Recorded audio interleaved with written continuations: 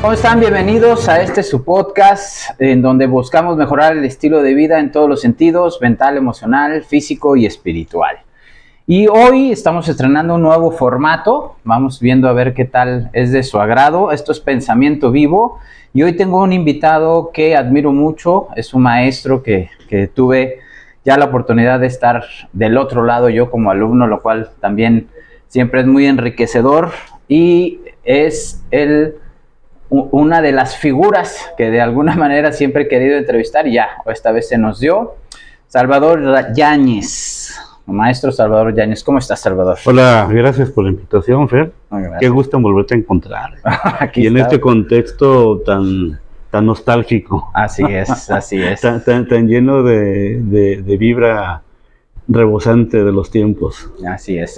Pues aquí estamos. Salvador, platícanos un poquito. ¿Quién es Salvador como persona y cuál es tu formación, tu trayectoria para que las personas vayan entrando un poquito en contexto? Sí, pues como dijera Emery Coret, el Salvador Yáñez es un proyecto inacabado. Día con día, hora tras hora, ahora sí, minuto tras minuto, voy trabajando en la construcción de mi propio proceso de vida y en función de los propósitos y del propósito, la opción fundamental que desde que tengo memoria lo tengo bien precisado. Digamos, es lo que me motiva, es lo que me da vida, es lo que hace que mis esfuerzos tengan una determinada orientación. En ello, parte de mi historia implica el haber hecho una licenciatura en psicología, que terminé en el 84, ya va para ¿cuántos años? ¿40? Como 40 años. Ay, 40, híjole. Sí. Era otra psicología. Fíjate que sí, pero... Lo digo socialmente al menos. Pero adoro los clásicos. Te su Johann Freud, Skinner y Rogers. Sí, y más adelante realicé una maestría en el ITESO en Desarrollo Humano, que es una especialidad en Psicología Humanista. Y pues mucho más adelante una maestría en filosofía, de lo cual ahorita estoy tendiendo a profundizar mucho en cuestiones de carácter hermenéutico y de fenomenología de la religión. Por ahí ando más o menos. Profesionalmente pues me dedico a la asesoría terapéutica, por decirle de ese nombre, a dar cursos en línea y una actividad que estoy retomando, que es la de escribir. Y estoy puliendo un libro que a la postre yo creo que en cuestión de meses, tal vez un par de meses ya habré finalizado, que se llama Epifanía del sí mismo. De sí mismo. Epifanía del sí mismo. Del sí mismo. Muy bien. O sea, es en breve. Ahora, pues más cosas, nos vamos a los apéndices. Claro. No, muy bien. Pues la verdad, una de las combinaciones que creo que en algún momento de la historia, hasta donde yo tengo entendido, se separa, o sea, la filosofía se empieza a empapar de la ciencia y sale esa rama de la psicología en realidad, ¿no? Porque pues de ahí viene esta parte. Entonces es muy interesante esa combinación al final del entendimiento del ser. Fíjate que yo creo que al final nunca hubo una separación, sino que simplemente se empezó a encarnar la filosofía en la experiencia de vida cotidiana. Okay. Y justamente cuando aterriza en la vida cotidiana, en los procesos personales, en la historia de vida, es cuando se empieza a articular ya la psicología desde un punto de vista ya empírico. Ya se ha retomado por gentes que en su tiempo fueron Bergson, Freud, Jung, Adler, y más adelante toda la playa de filósofos clásicos como Skinner, Thorndike, los humanistas, Rogers, Maslow, etcétera. Pero alguien decía, la psicología nunca ha dejado de ser filosófica, porque siempre apunta hacia la sabiduría. Claro. Sí, siempre está en pro del entendimiento y como bien mencionas, creo que muy atinadamente ya la experiencia al llevarla a la sociedad, pues ya le dio una utilidad quizás más personal a través de estos vehículos que son estas personas que han venido estudiando psicología. Hoy vamos a hablar de un tema que más que interesante es algo que todos tenemos ahí, a veces atorados en el corazón o a veces incluso con rencor. Yo creo que es uno de las enfermedades del alma, la falta del perdón. Vamos a hablar sobre el perdón. ¿Cómo iniciamos? ¿Qué es el perdón, Salvador? Déjame agarrar vuelo. A ver. Echándonos unos pasos hacia atrás, me viene a la memoria dos textos, uno de Milán Kundera, La insoportable levedad del ser, por un lado, y por otro lado, de donde se desprende ontológicamente esta novela, que es de la teoría del eterno retorno de Friedrich Nietzsche. De Nietzsche. De Friedrich Nietzsche. Y que yo menciono que esto se viene a gestar dentro del marco del pensamiento humano como una especie de reciclar ideas, pensamientos. O sea, estar recordando, estar generando otra vez recuerdos, estar yendo al punto de origen para tratar de ver si de una vez por todas tenemos oportunidad de entrar al momento fundante de la situación, ¿verdad? Creo que el perdón, al final de cuentas, no es otra cosa más que desligar el sentimiento provocado por un recuerdo y dejarlo en el área de la anécdota y hacer que el sentimiento se difumine. Pero cuando yo evoco la teoría del eterno retorno, es que si se intenta llegar a ese punto, intentamos disasociar, pero no podemos. Porque una vez que evocamos el recuerdo, vuelve a brotar el sentimiento. Por eso es el resentir. Sí. El volver a sentir exactamente lo mismo que se originó en el marco donde se dio un determinado agravio. Y que para efectos de la salud mental nos dispara hacia la inoperancia de nuestra vida presente. Somos de cierta paz, expulsados del presente. Vivimos atados a un pasado que todavía no terminamos, curiosamente, de comprender. Y una y otra vez lo retomamos, generando una actitud victimesca que la podemos como decía el dicho, el que es güey hasta la yunta lame. Esto es, ¿qué es la victimez si no saborear mi propio dolor, desgarrarme, recordarme ese agravio, recordarme lo triste que fue el momento, lo angustiante, lo pesado, la ira, y como dejarme envolver por esto, pero sin nunca poderlo disasociar.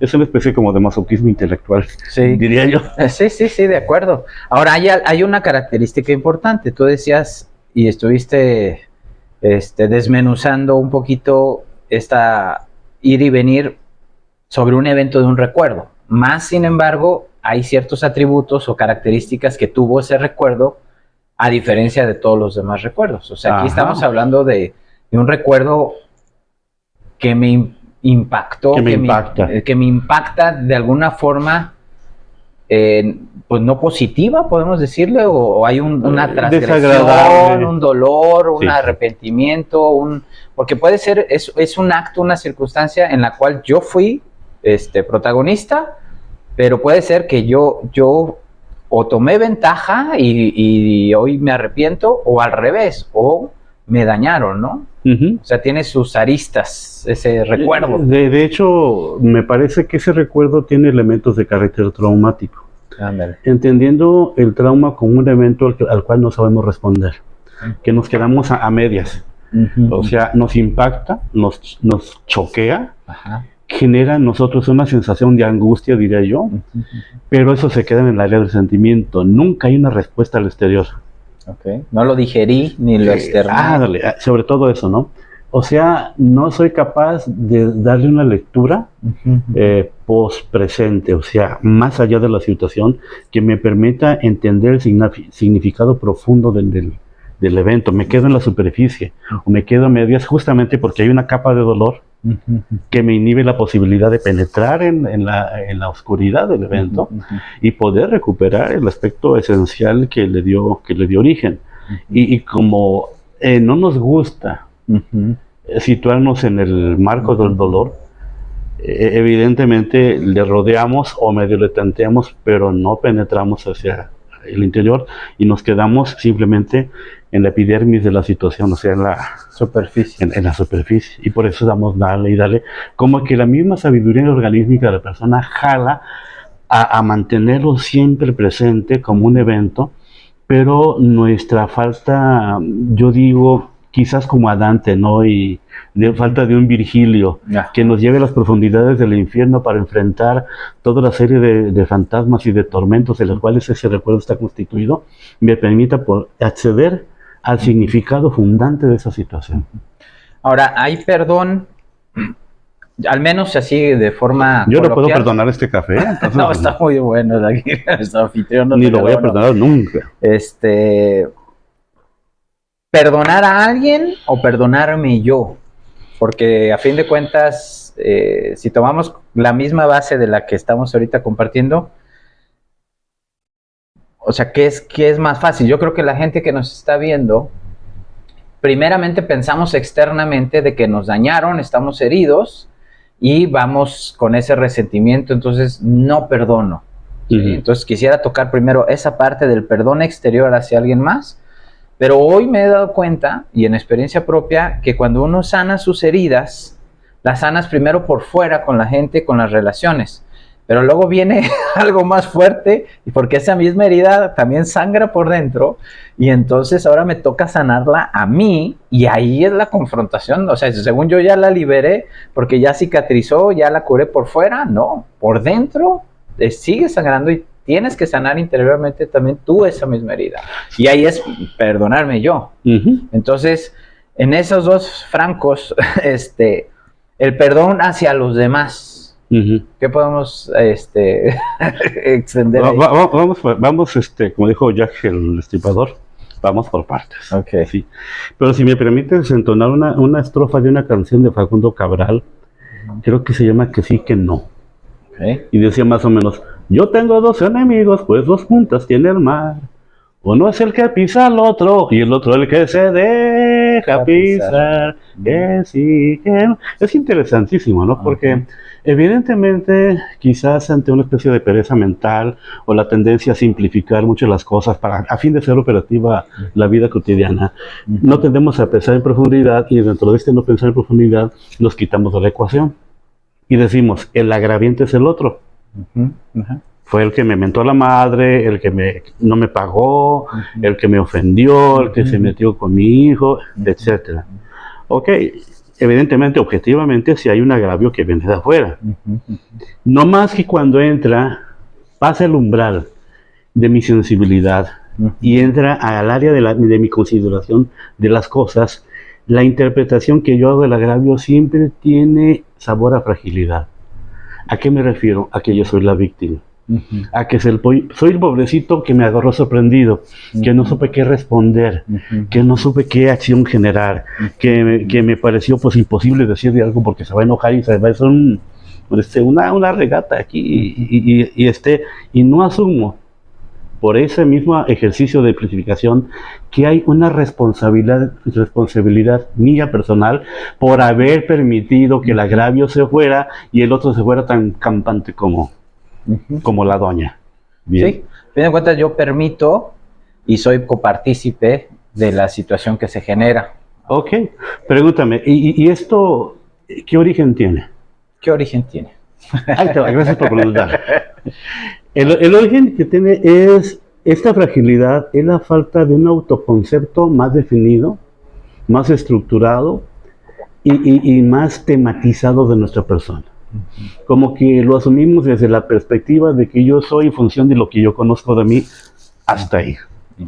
Como no hay una historia en la cual yo me permita la oportunidad de considerar todos mis atributos personales y una historia resignificada de mi vida, entonces el concepto que yo tengo de mí mismo es un concepto muy, muy funcional. No hay un concepto profundo. Y por lo tanto, el concepto profundo siempre está permeado por vía comprensión, que la comprensión la entendemos como la detección de la esencia ontológica de lo que cada quien es en lo personal, o sea, lo que nos fundamenta. El hecho de no conocernos, digámoslo así, en esa fase pampletaria, no me permite tener la suficiente autoestima o sentido de dignidad, de tal manera que eso me resta operativamente seguridad a mis planteamientos, a mis palabras, a mis dichos, a mis fuerzas, a mis convicciones, y por lo tanto me quedo impactado con lo que el otro me dice. ¿Cómo actúa ahí entonces el perdonar? Me estás diciendo que la persona no está en un nivel de equilibrio tal en su ser, y por eso no le es posible perdonar. Es que el problema es más complejo de como lo hemos planteado. El problema es que mientras yo no haga una reestructuración de mi personalidad, voy a estar más en función de estar recordando las cosas tal como yo las percibí en el primer momento. Y van a estar reiterándose. ¿Qué tendré que hacer? Reescribir mi vida, reencontrarme a mí mismo, generar nuevas opciones de lo que es la interpretación de mi realidad. Y en ese reescribir mi historia es retomar todos aquellos eventos agraviantes y ver cuál fue mi participación por haber permitido o haber participado en juegos de agresión. Y es reescribir mi historia, redimensionarla. A ver, déjame ver si te entendí. Mi yo que generó esa experiencia, que participó, en la cual yo participé, sí.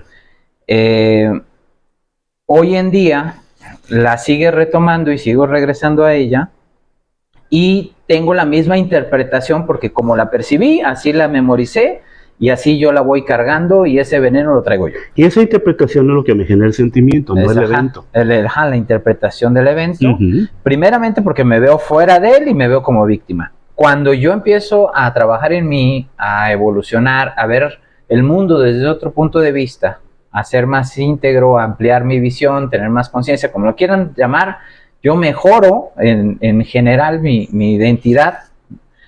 Eso. Empiezo a ver el mundo desde otras formas más amplias y eso me permite ver, como yo ya soy una persona diferente, más madura emocional, psicológicamente, lo que sea, me permite resignificar la interpretación que yo tenía. Exactamente. Y en ese momento estoy libre para perdonar. Entro en un plano de objetividad y veo que el agravio ni era tanto, o que no iba dirigido contra mí. Sobredimensioné, no fue personal. Me puse de pechito, yo lo permití, o sea, no puse límites, de hecho, hay una flor de las emociones de Plutchik, un psicólogo, y las emociones contrarias, la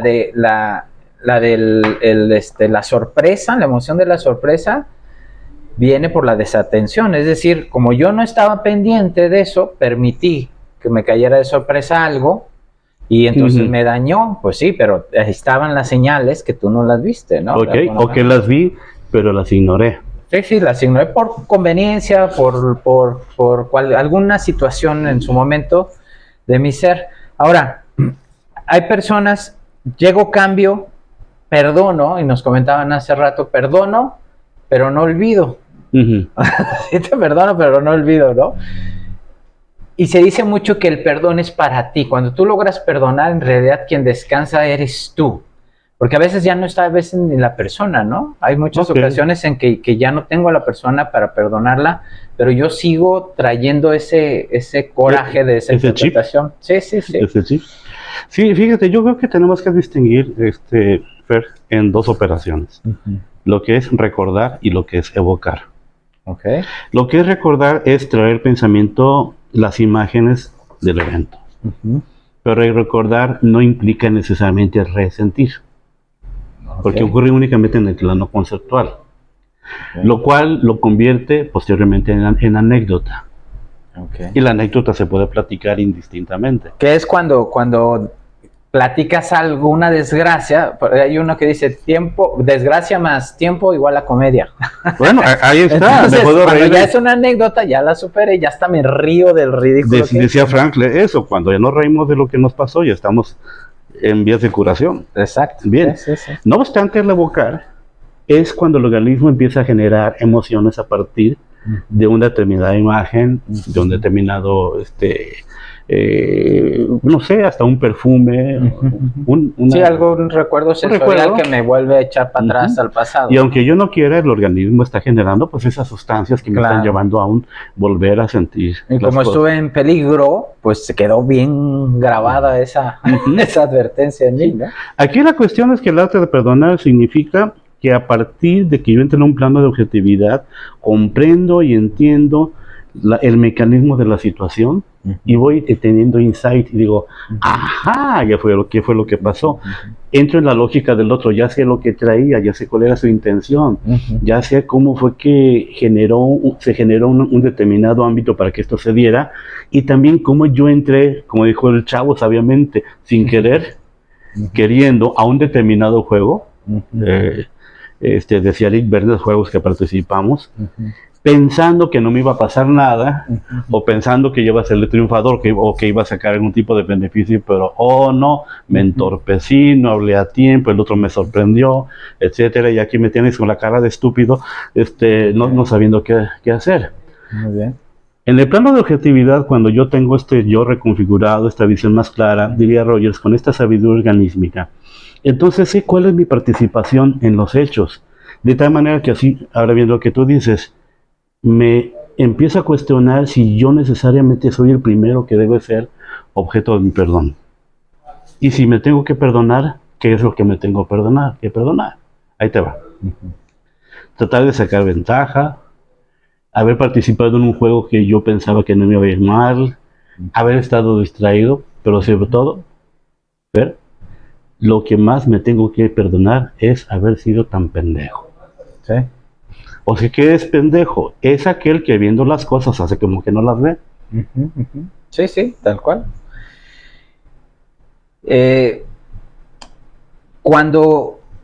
Nada más para cerrar ahorita esta parte, este primer bloque, antes de poder perdonar, yo no puedo perdonar de palabras si primero no resignifico la experiencia desde una mejor posición del ser. Exacto. ¿Verdad? O sea, yo necesito primero trabajar en mí, en resignificarme, en poder quitarme lo pendejo para poder ver la experiencia diferente, desaprender, y entonces estoy listo para perdonar. De hecho, me acordé, había una persona, un chileno, el padre Ignacio Larrañaga, decía, si supiéramos entender, no sería necesario perdonar. Exactamente. Entender, yo lo asumo como comprender, y vuelvo otra vez, es rescatar la esencia de la situación, de la cosa, encontrar el significado profundo. Déjame ponerte un ejemplo. Tuve una pacientita hace años que no le perdonaba a su padre que antes de ella ser intervenida quirúrgicamente le haya puesto una cachetada. Y durante más de 20 años se lo estuvo recordando. Tú me pegaste, me pusiste la mano encima y delante de la gente. Cuando me la llevan a un ejercicio terapéutico, hacemos un proceso regresivo, evidentemente consciente, a través de una mayéutica, y a dónde te llevaron y qué tenías, etcétera, etcétera. ¿Qué es lo que pasó? Pues pasó que no me dejaba yo inyectar. ¿Y por qué no te dejabas inyectar? Porque pues sentía que me iban a hacer daño. ¿Y qué tipo de daño te pudiera ocurrir? Pues no sé, tal vez me iba a doler mucho. ¿Y tú cómo crees que que se estaba sintiendo tu papá? Pues bien desesperado. ¿Y qué crees que se le ocurrió justamente para poderte someter? Sí. No, pues entre otras cosas, pues darme una cachetada. Claro. ¿Ok? ¿Y por qué te doy la cachetada? Porque quería que me interviniera. ¿Y para qué quería que te interviniera? Pues para que mejorara. ¿Y por qué él quería que te mejoraras? Pues porque me ama. Entonces la cachetada tiene un significado diferente, ¿no? Sí. Y después de 20 años ella pudo haber agradecido a su padre que le haya puesto un cachetadón a fin de que la pudiera intervenir y salvarle la vida. Sí. Pero hay antes una antesala, que ella fue a volver a confrontar el recuerdo para convertirlo en anécdota. Ya lo convirtió en anécdota. Ya lo convirtió en anécdota, pero quiso volver a retomarlo, a confrontarlo, a trabajarlo, porque si no hay una iniciativa de inicio, si no va contigo y se lo sigue trayendo, pues sigue cargando el veneno a fin de cuentas. Sí, es como esa angustia existencial, bueno, más bien ansiedad existencial que nos lleva, Fernando, a buscar el significado real de las cosas, si no caemos en la angustia. Sí. ¿Qué es la angustia? Que lo angosto, donde no hay salida, donde no hay oxigenación, donde el mundo es confusión. Por lo tanto, la ansiedad existencial me lleva a tratar de buscar las distintas alternativas. Y para eso tengo que perdonar, pues entonces pues perdono. Por lo tanto, tengo que generar, está muy de moda, una narrativa diferente. Sí, resignificar. Resignificar. ¿No? Sí. Pero fíjate qué curioso, generalmente de lo que se aconseja es, pues, perdonas una carta, quémala, pero si no hay un trasfondo realmente de entendimiento y de reconfiguración de estos cables, de la experiencia, esa resignificación de la que hablamos, pues vas a hacer nada más por ahí, o sea, estás como sobándole por encima. Por eso la frase que tú comentabas, perdono pero no olvido, que en el fondo es que no estoy perdonando. O sea, perdono, como dicen, de dientes para afuera, pero sigo resintiendo. Sí, porque me sigo en el punto de víctima, pero ahora incluso hasta más pegado al ego, porque dice, ahora yo soy el emperador que perdono, pero internamente todavía te sigue lastimando. Y sigo viendo al otro con perspicacia. Y hacia abajo. ¿Por qué? Porque nulificándolo. Exacto, así. Nulificando. Ahora el perdón hacia nosotros. ¿Qué pasa cuando toda la vida tomamos decisiones? Tú, cuando iniciaste y te presentaste, dijiste, bueno, pues yo me enfoqué a mi propósito, mi misión, me gusta lo que amo. Ok, bueno, tuviste ese chispazo de claridad y eso te ha mantenido en tu camino. Más sin embargo, ¿cuántas personas no están ahí que hasta a lo mejor ni casarse querían, ¿no? O por escaparse, tomaron decisiones, el trabajo, perdieron la oportunidad de irse a viajar a otro lado? Es decir, durante nuestro trayecto, las decisiones y las oportunidades juegan, es un maraval. Y a veces traemos cargado esa parte de que no nos perdonamos, el haber dejado ir a alguien, no nos perdonamos el no haber tomado ese trabajo, el no habernos revelado. No sé si es la palabra correcta, cuando te rebelas. ¿Con B grande? Sí. ¿O B chica? Sí, más bien de rebelde. Revelado. Revelado. Sí.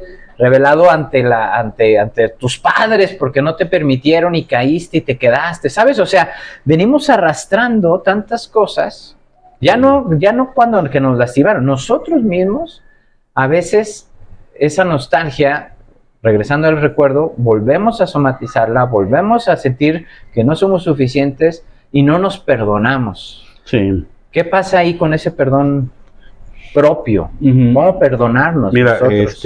hay dos cosas que puedo comentar al respecto.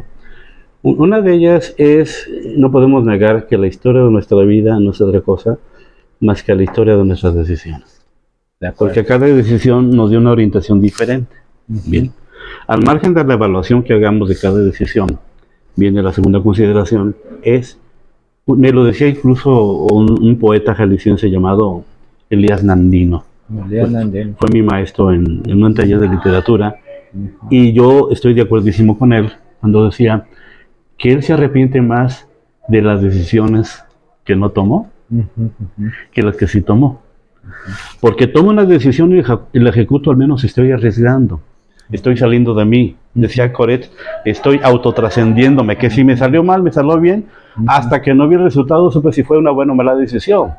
Pero cuando no tomo una decisión, no estoy seguro si puede ser buena o mala. Siempre me voy a quedar con la duda. ¿Bien? Sí. Y a lo mejor, como tú dijiste, aquella persona que dejé ir, aquella oportunidad que no aproveché, aquellas palabras de amor que nunca expresé, aquel decirle no te vayas, y que me quedé con eso, es ahí donde me cuesta mucho trabajo perdonarme.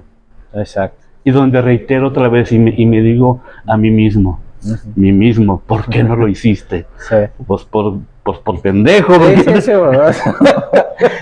o sea, la vida no se llama así el programa, se llama el perdón. Pero bueno, ok, de acuerdísimo con todo eso. A veces duele más las decisiones que no tomé que las que sí tomé. Más, sin embargo, ¿cómo me perdono? ¿Qué proceso tengo que llevar? ¿O es la misma fórmula de volver a interiorizar y tratar de crecer y ver las cosas? No, pues es aceptando. Primero el aceptar que yo cometí un error, ya implica una parte de ese perdón, porque ahora, una cosa es la culpa y otra cosa es la responsabilidad. Porque la culpa implica, ya no puedo hacer nada, ya la regué. Pero la responsabilidad, sí, la regué, pero eso me lleva a considerar que para la otra voy a estar más buzo, que puedo tener propósito de enmienda, que si puedo expiar, expío, que si puedo resarcir el daño, lo voy a resarcir, y eso me hace estar en paz conmigo mismo cuando hago un plan de trabajo con el cual yo saco. Hay una expresión del Evangelio donde se comprueba que existe el purgatorio, teológicamente hablando, cuando Jesús le dice, yo les aseguro que ese hombre no saldrá de ahí hasta que no pague el último centavo. Hablando de una determinada cárcel. Cuando yo me sienta limpio de conciencia, cuando diga lo que tuve que haber dicho, cuando me atreva a pensar lo que no me atreví a pensar, cuando haga las cosas que ni por aquí me esperaba yo que hiciera, entonces yo ya puedo estar limpio de culpa. Hay un trasfondo. Hay una necesidad de la cual brota un deseo y de la cual brota una intención. Y la intención siempre nos lleva al vertedero de las necesidades. Sí. Si esa intención no la configuramos en actos concretos, la necesidad va a estar siempre ahí.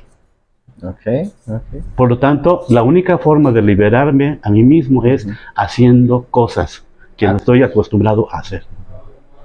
Ok.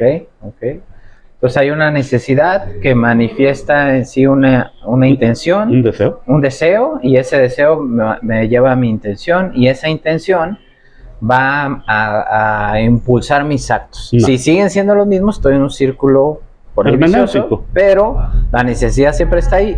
A medida que yo cambie estas conductas, mis actos fuera de ese círculo, entonces la necesidad se satisface de forma diferente. Pongámoslo así, en un caso. La chica que yo amaba se casó. Y siempre me estoy diciendo... se me fue. Nunca se lo dije. Y pasan 10 años. Sí. Y no me lo perdono, porque mi vida es un martirio con la persona que vivo, estoy soltero. Sigo enamorado. Pero ¿qué tal que un día diga, es una necesidad que no es satisfecho? Ajá.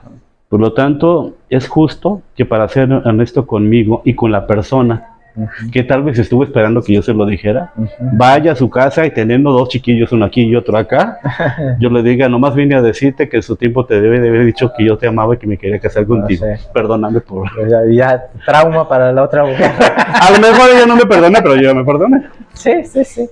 Fíjate, ahí vamos a esto, que no sé hasta dónde podamos nosotros realmente, porque cada caso es diferente, pero... En muchos procesos de estos hasta de AA, que seguramente han visto ahí de estas, de las experiencias, de estos procesos catárticos de 4º y 5º paso, de repente les ponen a hacer cartas de perdón, o incluso la tarea es, ve y pídele perdón. Hablo de los de AA porque generalmente un buen porcentaje de los alcohólicos inconscientemente dañan a las personas que están alrededor, hacen su desmadre. Y pues después una parte de su sanación, de forma, al menos así lo veo yo terapéutica, es ve y pide perdón a toda esa gente todavía que está y dile, discúlpame, no era yo, perdón. Y ese proceso les ayuda mucho. Claro, yo iría directamente al, ¿de qué sientes pena? ¿De qué sientes vergüenza? Okay. ¿Ante quiénes? ¿Y por qué? Bien, una vez que lo detecta es preguntarle, y eso, vamos a la cuestión, ¿qué te da? ¿Qué quieres hacer con eso? ¿Qué quieres hacer con esa pena, esa tristeza, esa vergüenza? No se va a quedar en la vaina de, lo quiero experienciar. No, eso es. El sentimiento siempre está en función de generar un acto. Es, voy a hacer con esta pena, con esta vergüenza, con este dolor, voy a ir y voy a hacer esto y voy a hablar y voy a decir. Y no es hasta que no consume el acto, dijera Cosick, cuando el círculo está cerrado. Sí, el acto. Fíjate que yo tengo una tía política en Estados Unidos. Yo no creería en el perdón si no hubiera sido testigo de esto. O sea, en el perdón, o sea, porque a lo mejor me perdono porque una que otra cosa leve no. A ella le matan a su hijo. Su único hijo, ya adolescente, y fue a la cárcel a decirle que lo perdonaba al asesino. Okay. Ella sentía el deseo de por su proceso, obviamente era una persona que tenía un respaldo de fe, era una persona muy creyente. No sé exactamente cuál fue el proceso, pero sí supe del acto tal cual del asesinato, a que meses después ella fue directamente a querer hablar con el asesino de su hijo y le dijo, te perdono. Sí, efectivamente, porque perdonando ella... Pero fue el acto, o sea, no es desde aquí, no, o sea, ella fue, o sea, imagínate, no quiero pensar ni en el primer suceso ni el segundo, o sea, tan difícil es el primero como el segundo, ¿no? Porque imagina el nivel de resignificación y de conciencia que tienes que tener para salirte de ti y quitar ese vínculo emocional de venganza, porque está acá, ¿no? Déjame ver un caso que yo tuve hace mucho tiempo, allá por la Nueva Santa María. Una mujer que fue violada por 5 hermanos. Fue en un ranchito, supongo que era muy alejado, y que debió más que nada haber sido una especie de psicosis colectiva y participaron de alguna otra manera. Un evento de psicosis colectiva. Va conmigo, empezamos a trabajar pues todo el horror de la situación, lo que ella vivió, etcétera. Y curiosamente, cada sesión que iba más arreglada, iba más guapa, menos desaliñada, y así. Y un día que iba bien despampanante, me decía que no sabe qué. Pues fui a la casa de cada uno de mis hermanos que estaban casados, Sí. a decirles que los perdonaba. Ok. ¡Wow! ¡Qué padre! Pero no solo eso, que también los amaba, porque no dejan de ser mis hermanos. Ajá. Y es mi familia. Sí. Fíjate que el nivel de avance es la reestructuración del yo. Claro, claro. O sea, y ahí la que se hace fuerte y cambia de nivel en el juego es ella, a fin de cuentas, porque tiene el coraje, la voluntad y ese nivel de conciencia desde el amor, ¿no?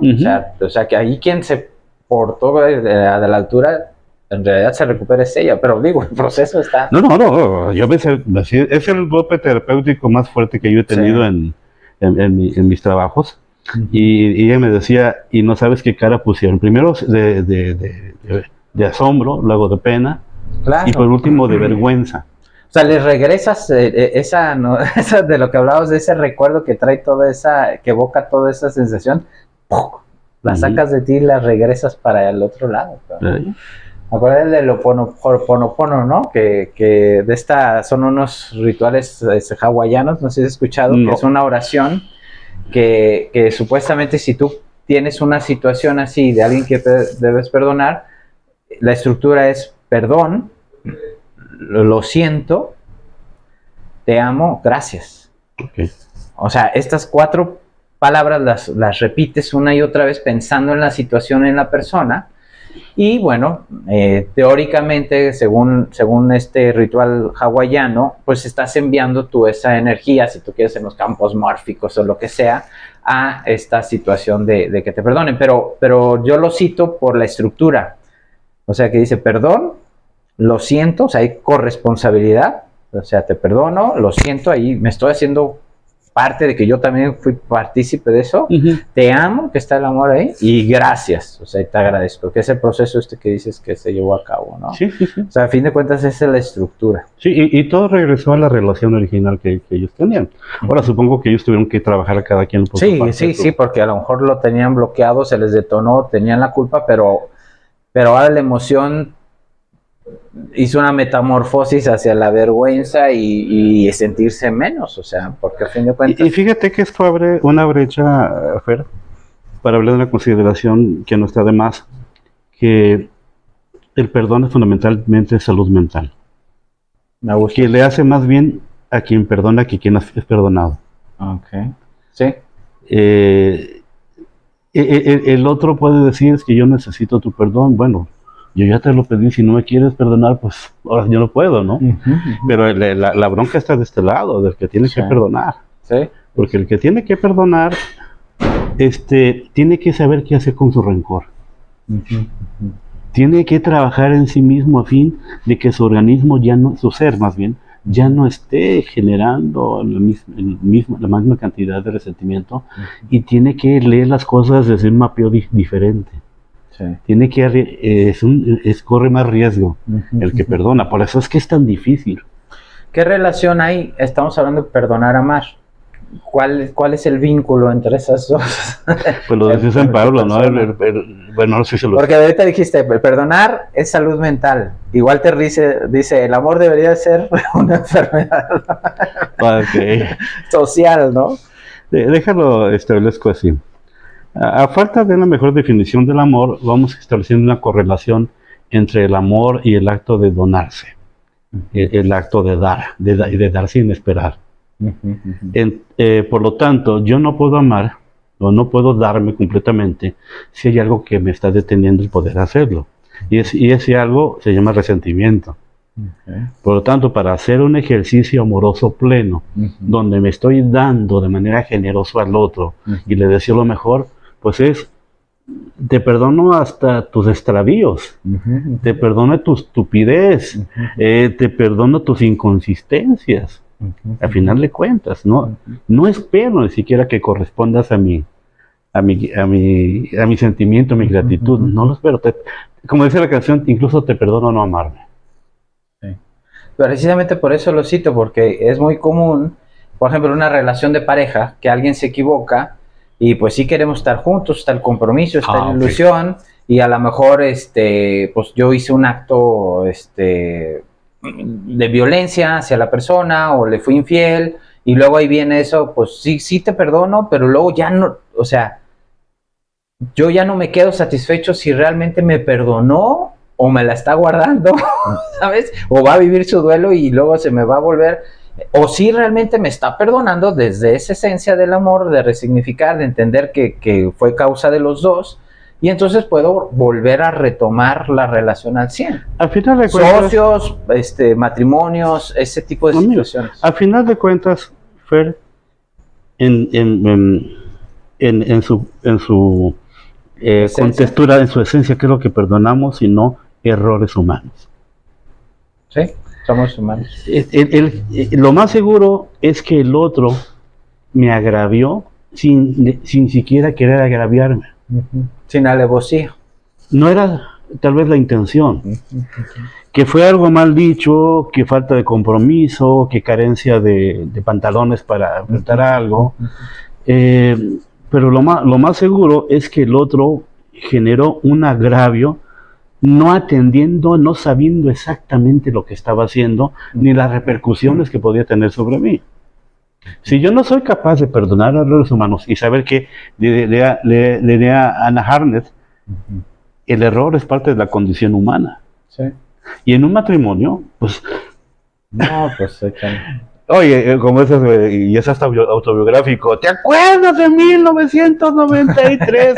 Aquello me dijiste, pues sí, pero tú me dijiste otra cosa. ¿Quién empezó primero? ¿Quién haya sido? Se pierde en el tiempo. Además, se pierde en el anecdotario. Hay que cambiarlo del libro. A manera de concluir, Salvador,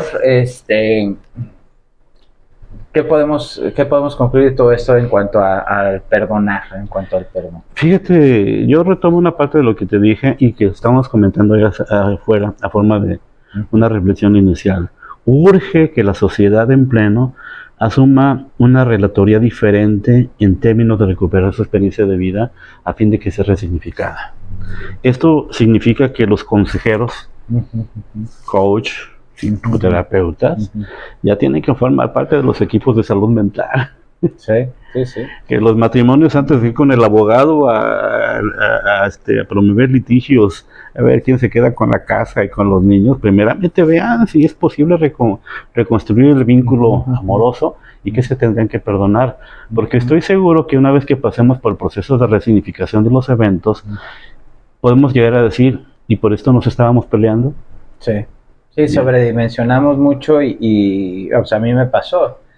De repente se te sube la emoción a la razón y no ves que tú fuiste copartícipe. Participaste. Entonces, hasta después, con el tiempo y la distancia, qué irónico es que acabes odiando o lastimes a alguien que amas o que amaste. Y que hemos dejado ir amigos, amores, no nos hablamos con hermanos, etcétera, por esta carencia tal vez de análisis personal que nos permita habilitarnos en la reinterpretación de momentos episódicos importantes de nuestra vida. No, y ya ni hablamos de toda la somatización de estas emociones, cómo acaba a veces pues el cuerpo gritando lo que la emoción que yo, así dicen, ¿no? Salvador, ya para terminar, siempre les hago una pregunta a todos mis invitados. Y ahora pues te va a tocar a ti. ¿No me lo vas a perdonar? No, más bien yo estaba que no se me olvide. La pregunta es, ¿cómo te gustaría que te recordaran? A través de lo que yo dije, a través de lo que yo escribí, a través de los mejores momentos que yo pude dar a la humanidad. Y que extiendo mi petición de perdón por aquellos momentos difíciles, aquellos episodios carentes de gallardía, de cobardía y falta de responsabilidad. Que me recuerden por lo que realmente fui. Gracias. No, pues ahí está, qué bonito. Pues eso es todo, muchas gracias. Si les está gustando este tipo de entrevistas, esto es Pensamiento Vivo, yo soy Fernando Sande, el maestro Salvador Yáñez como invitado. Denle me gusta, suscríbanse al canal y nos vemos en la próxima. Muchas gracias. Salud.